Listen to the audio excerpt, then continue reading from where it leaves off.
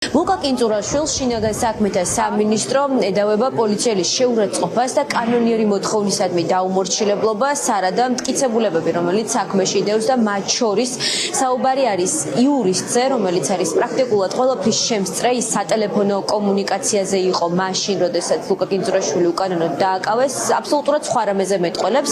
ლუკა კინწურაშვილი პოლიციის თანამშრომლებმა 31 მარტს გააჩერეს, მაშინ როდესაც მასშტაბური აქცია იყო თბილისში დაგეგმილი და პრაქტიკულად რეიდები იყო გამოცხადებული შინაგან საქმეთა სამინისტროს თანამშრომლების მხრიდან მთელს ქალაქში.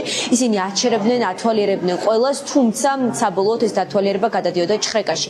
ასეთი შემთხვევა იყო სწორედ ლუკა კინწურაშვილის გაჩერების დროსაც, მას ჯერ ზედაპირული დათვალიერება ჩაუტარეს, რისი უფლებაც რა თქმა უნდა კინწურაშვილმა მათ მისცა, თუმცა შემდეგ პოლიციელებმა მას მოსთხოვეს, რომ ტელეფონი გაეხსნა და ტელეგრამის ჩათები ეჩვენებინა მათთვის. ეს ნამდვილად იყო უკანონო მოთხოვნა, რაზეც მიიღეს უარი.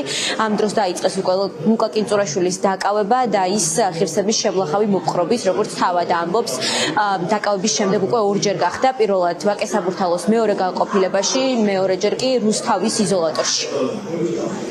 პოლიციის სამი თანამშრომელი მაჩერებს თხოვენ ჩემს იდენტიფიცირებას და პირველი რასაც ვაკეთებ ვაწვდი პირადობას. მივეცი ჩანთის დათვალიერების უფლება, ყველა უჯრა გავაღებინე, ამითი ადაკმაყოფილდნენ, შემდეგ გადამიღეს ფოტო, შემდეგ მომთხოვეს ტელეგრამის დათვალიერება და ტელეგრამში მარტო მხოლოდ ჩემი ჩანაწერები არის, ვესაუბრები ადამიანებს, პოლიციელებმა არც ლაივის ჩართვის საშუალება მომცეს, არც გათიშვის საუბარიც კი ვერ დავასრულე, წვდნენ ხალხში ტელეფონს. შემდეგ გადამიყვანეს პოლიციის განყოფილებაში, სადაც არ უნდა უცნაური იყოს და გაგიკვირდეთ პოლიციის ერთ-ერთმა თანამშრომელმა მითხრა, როგორ ამბობთო, ყველგან პოლიცია, არცაც სამართალიო.